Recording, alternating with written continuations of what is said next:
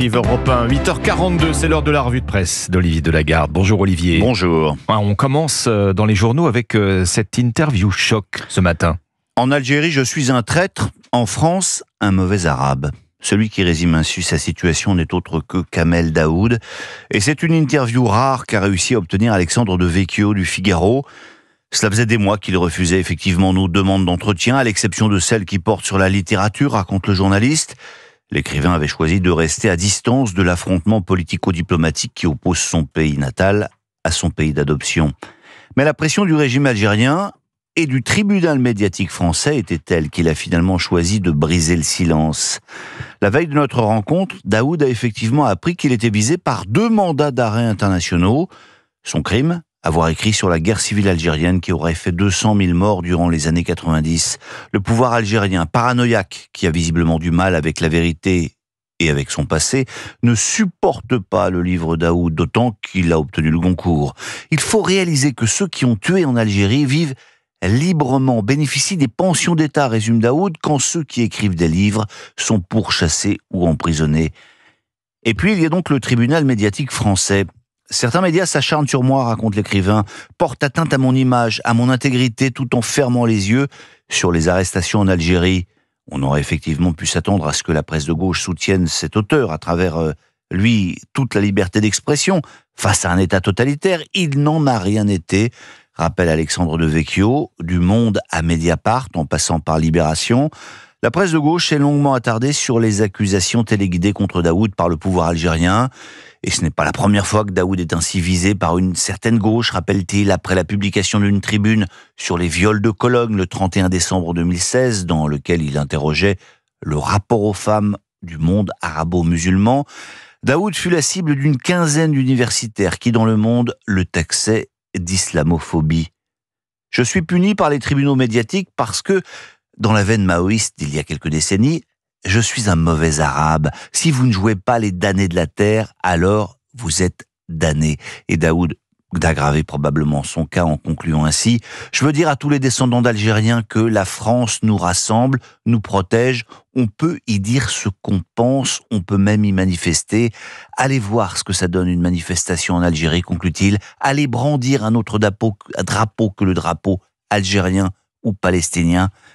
Rappelons que Boualem Sansal est emprisonné depuis 6 mois en Algérie et que son seul crime, lui aussi, est d'avoir écrit un livre. Et voilà qui nous amène maintenant à parler de ce regain de tension, Olivier, entre la France et l'Algérie. Ah oui, le Figaro, encore lui, est l'un des très rares journaux à revenir sur cette nouvelle expulsion de 15 agents consulaires français au prétexte qu'ils utiliseraient des passeports diplomatiques plutôt que des passeports de service. La réalité, affirme Adam Harouj, correspondant du journal en Algérie, c'est que le pouvoir en place n'a pas supporté un article du JDD intitulé « Barbouzerie algérienne en France », tout ce qui accuse Tebboune et son régime. Hier matin, la une d'Al Moudjahidine, l'organe officiel du régime, ne laissait planer aucun doute sur les raisons de la colère algérienne. On y voyait la photo de Bruno Retailleau sous ce titre « Les barbouzes de la division ». À Paris, cette nouvelle décision d'expulsion a suscité à la fois stupeur et colère, raconte le journal. En coulisses, une riposte française est désormais jugée inévitable.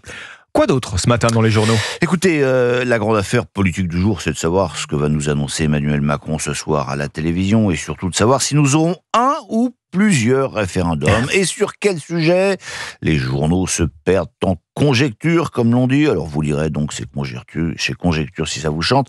En revanche, ne manquez pas ce papier dans les Échos qui ouvre une question politique passionnante et peut-être inquiétante. Vous vous souvenez bien sûr du dossier de l'A69. Eh oui. Cette autoroute en cours d'achèvement qui devait relier Castres à Toulouse, attaquée par les écologistes. On se souvient que les travaux ont finalement été arrêtés par une décision du tribunal administratif. Eh bien, des parlementaires, nous apprend Anne Fetz, ont décidé de déposer une loi afin d'obliger les juges à autoriser la poursuite des travaux.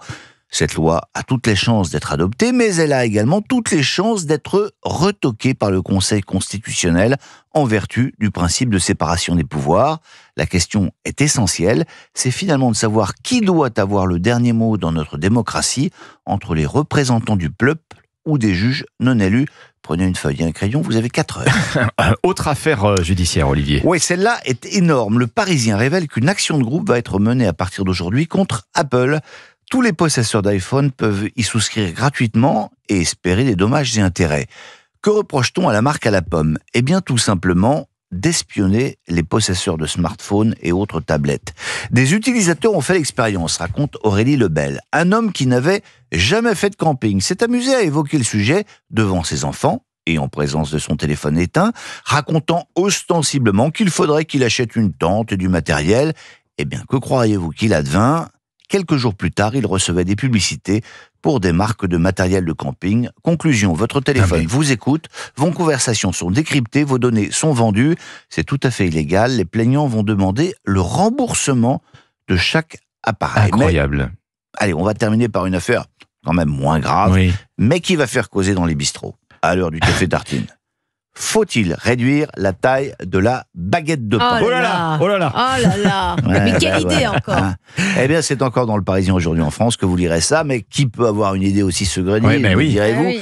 La patronne d'une application qui lutte contre le gaspillage alimentaire et qui s'est dit qu'il y avait probablement là matière à se faire un peu de pub. C'est réussi parce que 6 Français sur 10 jettent du pain. Voilà. Bon, alors dans ce papier, Émilie Togémen nous apprend qu'il faut l'équivalent de 155 litres d'eau pour faire une baguette, quand même, arrosage du blé compris, on culture imagine. comprise, oui. Bien sûr. Que la taille de la baguette est l'objet d'une controverse régionale. Parce qu'en fait, et ça c'est quand même à peine croyable au pays des petits hommes gris chers à notre Pascal Pro national, aucune réglementation ne définit ce qu'est une baguette en France. C'est ainsi que dans ce pays dont on sait depuis Tocqueville qu'il a la passion de l'égalité jusqu'à la folie, le poids et la taille de la baguette peuvent varier. Bon, on peut parier qu'après ces révélations, l'administration va se réveiller et nous pondre quelques directives qui seront visées par Bruxelles. En attendant, je vous propose de vous faire une petite tartine en réécoutant la regrettée Anne Sylvestre. On achète la baguette, on aime croquer le quignon. On mordille, ça croustille et ça griffe le menton. On recroque, on suffoque, le morceau est un peu gros. On avale, on se régale, on prend un autre morceau. Ça vous rappelle des souvenirs, bon, ça, petit déjeuner à tous avec le souvenir d'Anne Sylvestre, les fabulettes Olivier, c'est formidable. Petit accès de nostalgie en croquant dans une baguette. Vous faites pas partie des 6 Français sur 10 qui jetaient du pain. Non, Joker. Bon, Joker. Mais alors, je ne sais pas comment ils font. Parce que alors moi, il n'en reste jamais. Bon, votre revue de presse chaque matin sur Europe 1, Olivier Delagarde. Merci Olivier. Les signatures Europe 1 à 9h.